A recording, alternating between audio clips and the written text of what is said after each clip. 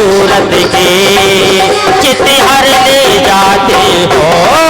घनश्याम तेरी मुरली घायल कर जाती है। हरि बोल।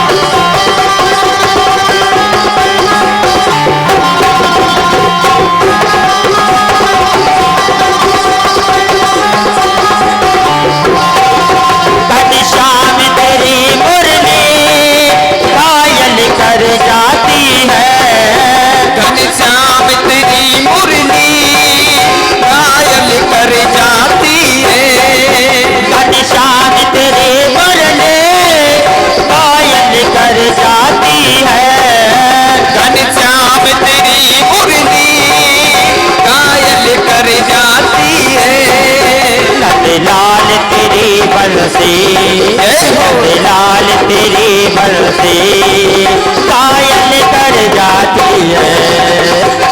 लाल तेरी मुरली कायल कर जाती है। घनश्याम तेरी मुरली कायल कर जाती है। कायल कर जाती है। कायल कर जाती है। सावरिया सावरिया सावरिया सावरिया। प्रेम शिवल गोविंद भगवान की जय। आइए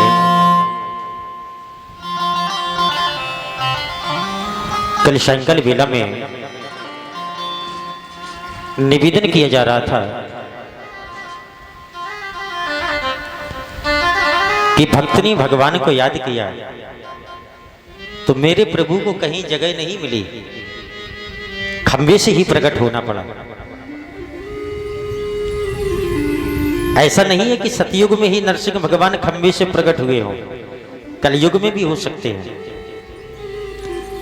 बस अंतर इतना है कि कलयुग में प्रहलाद जैसा पुत्र नहीं है। अगर आज भी प्रहलाद जैसा पुत्र पैदा हो जाए तो आज भी खंबे से ही नरसिंह भगवान प्रकट हो जाएंगे। क्यों? प्रत्येक खंबे में नरसिंह भगवान का वास बतलाया है। एक संत ने बड़ा सुंदर भाव दिया है कि सूर्य अनेक कण मांगत फिरे, पै पर सूर्य को स्वाद कहाँ, करे ताल मजीर बजाती फिरे, मीरा मत वाली सी चाह कहाँ।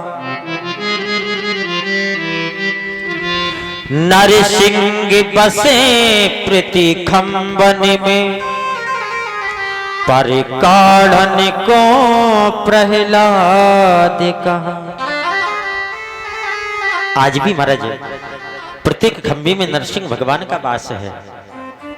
यहां तक आप लोगों ने कथा पान की। पुनः राजन परीक्षित ने श्री सुखदेव जी महाराज से निवेदन कर दिया कि भगवान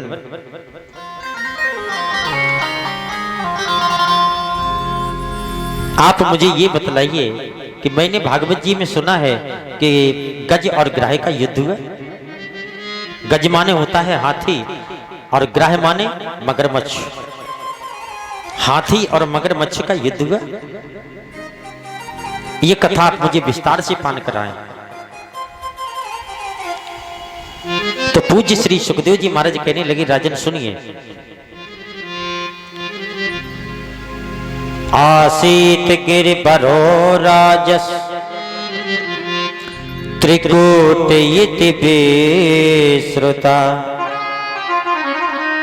बोले एक त्रिकूटाचल पर्वत था, उसी पर्वत पर 3 चोटियां थी।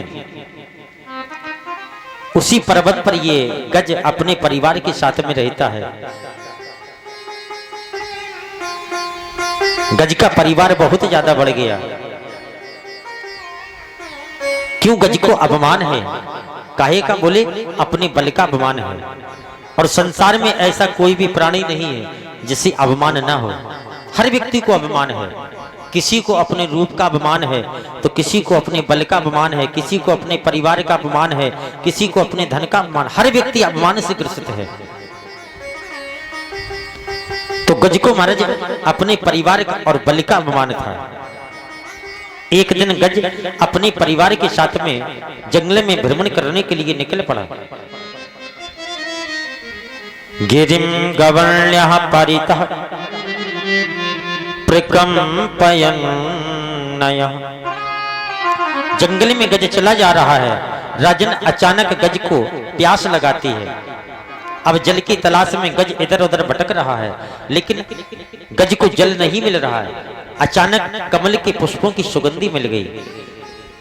तो गज ने विचार किया कि जिस तरफ से कमल के पुष्पों की सुगंधी आ रही थी, गज उसी तरफ चल दिया। विचार करता है कि जहां पर कमल है तो वहां पर जल जरूर होगा, क्यों? जल में ही कमल खिलते हैं। पहुंच गया, देखा एक सरोवर है, उसमें जल भरा है। सबसे पहले तो गज ने जलपान किया और जलपान करने के बाद में जल क्रीड़ा करने लगा। अपनी सूंड में जल भरता है, कभी अपनी पत्नी के ऊपर, कभी अपने पुत्रों के ऊपर डालता है। राजन उसी जल के अंदर ग्राह माने मगरमच्छ रहता था। तो मगरमच्छ ने क्या किया कि तम तत्ते कश्य नृप दैवचोदतो ग्राह बलिया चरणे रुषगृहीत। ग्राह ने गज का पैर पकड़ा और पैर पकड़ के जल के अंदर खींचना प्रारंभ कर दिया। गज और ग्राह का युद्ध प्रारंभ हो गया। 1-2 दिन तक युद्ध नहीं चला। भागवत जी में लिखा है कि समा सहस्त्रम व्यगमन महीपते। 1000 वर्ष तक निरंतर युद्ध चला। एक थल पर चलने वाला जीव जल में बल लगा रहा है, लेकिन बल आधा लग रहा है। ग्राह ने झटका लगाया तो गज का सारा शरीर जल के अंदर चला गया। केवल सूंड रह जाती है। अब तो गज घबराने लगा। अपनी पत्नी, अपने पुत्रों से कहा कि मेरी रक्षा करो, मेरा पैर किसी ने पकड़ लिया है। तो पत्नी कहने लगी, महाराज आपका तो पैर काल ने पकड़ लिया है, आपको तो मरना ही है, आपके साथ हम थोड़ी मर जाएंगे। गज ने विचार किया कि देखो ये वही पत्नी है जिसके साथ में 7 फेरे पड़े थे।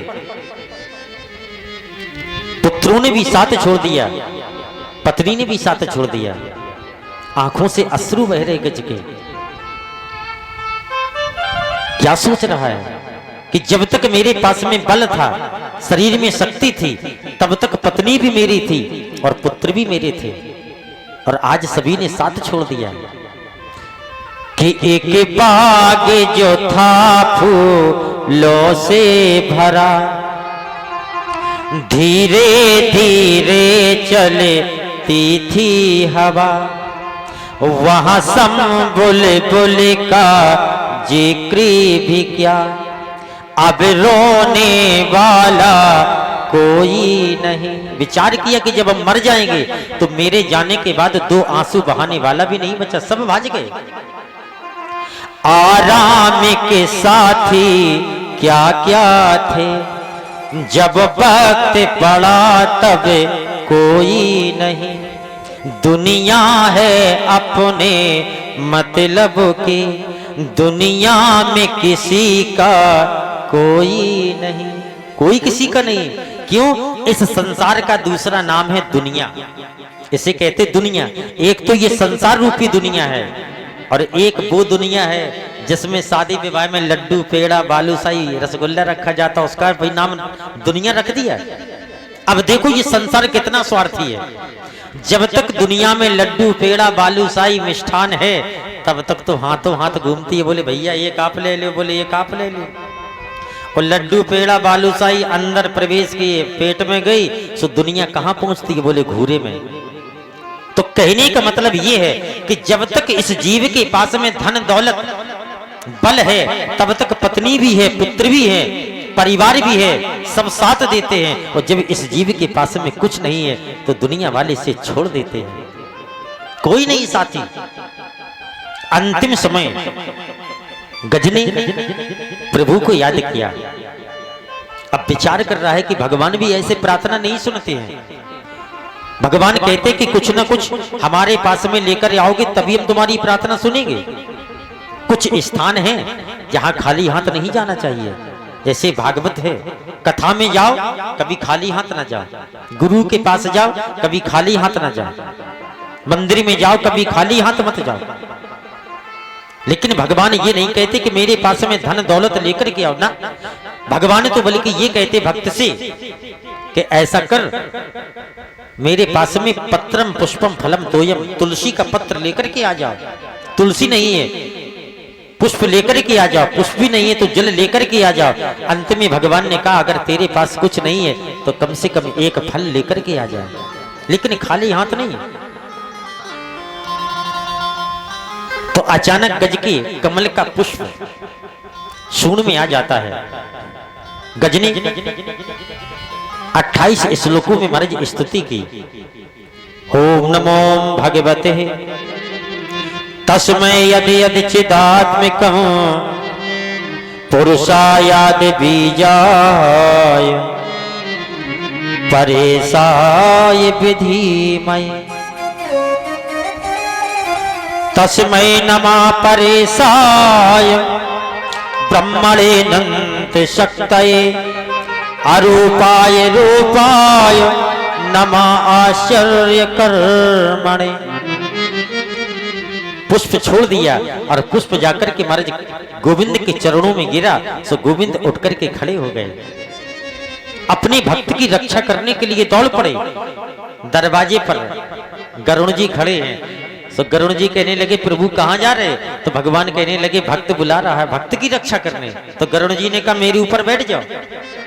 भगवान कहने लगे देख गरुण, तेरे अंदर इतना वेग नहीं है जो भक्त के पास में पहुंच सके। क्यों? यहां गरुड़ को अभिमान था कि भगवान को लेकर के हम ही उड़ते हैं। वो अभिमान भगवान ने किसी का नहीं रखा। लिखा है कि आसमान पर उड़ने वाले,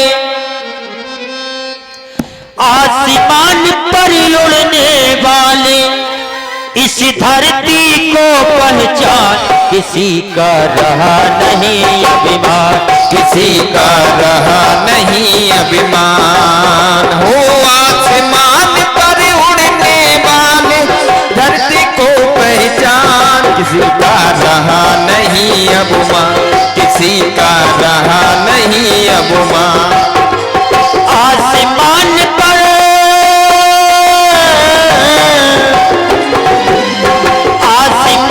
पर उड़ने वाले धरती को पहचान, किसी का रहा नहीं अभिमान, किसी का रहा नहीं अभिमान।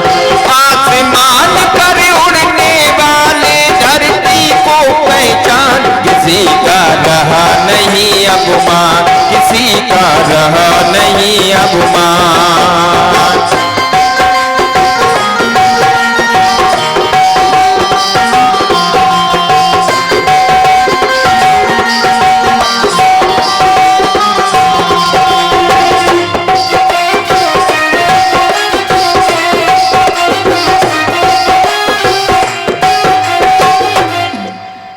अभिमान है और अभिमान भगवान ने किसी का नहीं रखा।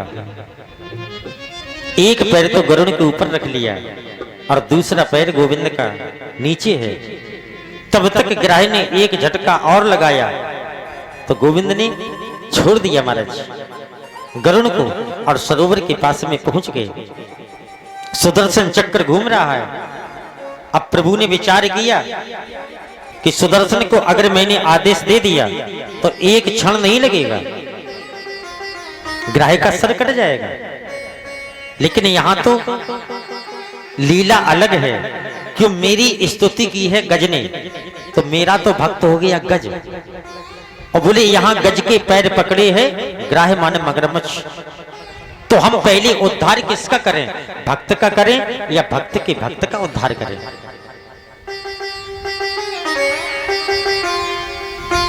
तो फिर प्रभु ने विचार किया कि भक्त तो हमारा जीवन भर बना रहेगा, भक्त कहां जाता है, लाओ पहले हम भक्त के भक्त का उद्धार करें। और ये सत्य है, अगर आपका काम नहीं बन रहा है, बार बार आपका काम बिगड़ता है, तो आप कभी राम जी सरकार के मंदिर में ना जाओ अर्जी लगाने के लिए ना। अगर राम जी से अर्जी लगाओगे तो काम नहीं बनेगा, और अगर मिनटों का काम सेकंडों में बनाना है तो राम को छोड़कर के हनुमान के पास पहुंच जाओ। क्योंकि भक्त के भक्त बनकर के अगर जाओगे तो पुकार जल्दी सुनी जाएगी। कुंभ के मेला में एक सेठ जी की सेठानी खोई गई। हाँ, कुंभ नहाए वे गए थे, अब सेठानी गुम हो गई। अब सेठ जी बेचारे रोद फिरे, अनाउंसमेंट करवाया कि सेठानी मिल जाए, लेकिन कहीं सेठानी का आता पता नहीं। तो सेठ जी ने चारों तरफ देखा, नहीं मिली, तो कुछ कहने लगे भैया ऐसा करो, चले जाओ राम जी सरकार के मंदिर में अर्जी लगाए दे, तो हो सकता है कि तुम्हारी देवी जी मिल जाए। तो श्रीमान जी ने मिष्ठान ली और एक नारियल लिया और महाराज अर्जी लगाने के लिए चले। और राम जी के बगल में हनुमान जी का मंदिर था। सो हनुमान जी के पुजारियों ने देखो कि गाहक आए रहो है, कहा पहले दूर ही से देख ले, तो बोले गाहक है। सो इशारा किया, बोले है ना, बोले पहुंच गए। सेठ जी बोले क्या बात है, कहाँ जा रहे? बोले राम जी के पास। बोले काहे? बोले हमारी देवी जी खोए गई हैं, सो हम देवी जी की अर्जी लगाए वे जा रहे। सो हनुमान जी के पुजारी कहने लगे, सुनो राम जी की ताकत नहीं है जो तुम्हारी देवी जी को ढूंढ लाए। बोले काहे? बोले जब इनकी देवी जी खोए गई थी तो हनुमान जी की तो ढूंढ लिया है, इसलिए हनुमान जी के पास जाओ। सो हनुमान जी के मंदिर में अर्जी लगाई और मंदिर से बाहर निकले, सो सामने से देवी जी चली आई। तो मिनटों का काम सेकंडों में बनाने वाले हैं तो अनंत बलवंत हनुमंत लाल जी। और वैसे भी भागवत जी में लिखा है, कलयुग के प्रत्यक्ष देवता हैं त्रिपुट बालाजी महाराज और गिरिराज जी महाराज। ये मिनटों का काम सेकंडों में करते हैं। तो ग्राह का सर काट दिया और गज को महाराज जल से बाहर निकाला है। गज अपने वास्तविक स्वरूप में प्रकट हुआ और प्रभु की स्तुति की और अपने धाम को चला गया। पूज्य श्री सुखदेव जी महाराज से राजन परीक्षित ने पूछ दिया कि भगवान ये गज और ग्राह कौन है? तो श्री सुखदेव जी महाराज कहने लगे कि राजन सुनिए, अगले जन्म में ग्राह मुक्तो देवल सापेत हो नाम गंधर्व। बोले अगले जन्म में ये हो नाम का गंधर्व था। देवल ऋषि स्नान बना रहे थे नदी में और ये हो नाम का गंधर्व गया और गोता लगा करके देवल ऋषि के पैर पकड़ के जल के अंदर खींचना प्रारंभ कर दिया। सो देवल ऋषि के गोता लग गया। सो देवल ऋषि ने इसे श्राप दे दिया कि जा हो नाम का गंधर्व, तूने एक मगर जैसा काम किया है, जाओ मैं तुम्हें श्राप देता हूं कि तू मगर की योनि में चला जाएगा। श्राप लगा सो पैर पकड़ लिए कि भगवान कल्याण कब होगा? तो कह दिया कि जब तू ग्राह गज का पैर पकड़ेगा तभी तेरा कल्याण हो गया। आज भगवान ने कल्याण कर दिया। और गज के लिए लिखा है कि गजेंद्रो भगवत इस्पात विमुक्तो ज्ञान बंधनात् प्राप्तो भगवतो रूपम पीते वासा चतुर्भुजम। अगले जन्म में ये गज द्रवण देश का राजा था। इसका नाम था इंद्रद्रोण। एकादशी का व्रत करता है। एकादशी के व्रत के दिन ये भगवान विष्णु के भजन में तल्लीन था और उसी मार्ग से दुर्वासा ऋषि निकले। तो महाराज इसने प्रणाम नहीं किया, क्यों? नेत्र बंद किए। तो क्रोध आ गया और श्राप दे दिया कि जा तुझे अपने राज्य का अभिमान है, जिस प्रकार एक हाथी को अपने बल का अपमान होता है, उसी प्रकार तुझे भी अपमान है। जाओ, मैं तुम्हें श्राप देता हूं कि तू गज की योनि में चला जाएगा। श्राप लगा तो तुरंत नेत्र खोल दिए। कहा कि भगवान, हम तो भगवान के भजन में तल्लीन थे, मैंने तो आपको देखा भी नहीं, कल्याण कब होगा? तो कह दिया कि जाओ, तुम्हारा कल्याण जब ग्राह तेरा पैर पकड़ेगा तभी तेरा कल्याण होगा। आज गज और ग्राह का युद्ध कर महाराज दोनों का कल्याण कर दिया। एक कथा पूर्ण नहीं हो पाती है, पुनः राजन परीक्षित निवेदन कर देते हैं। कहा कि भगवान, आप मुझे ये बतलाइए कि भगवान ने समुद्र का मंथन क्यों कराया? यथा भागवता ब्रह्मन मतथा क्षीर सागरा।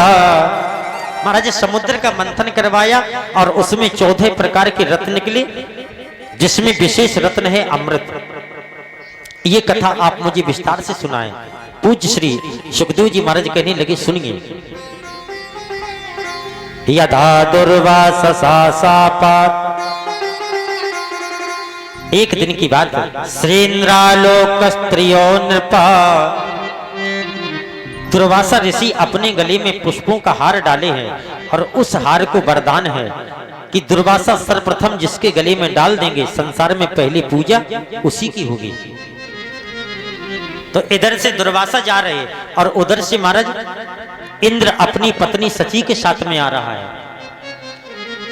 तो दुर्वासा ऋषि ने विचार किया कि हम तो संत हैं, तो हमारे गले में ये हार अशोभित लग रहा है, सुशोभित नहीं है। ये इंद्र, इसके सानिध्य में 33 कोट देवता रहते हैं, इसी के हम गले में हार डाल देंगे तो संसार में पहली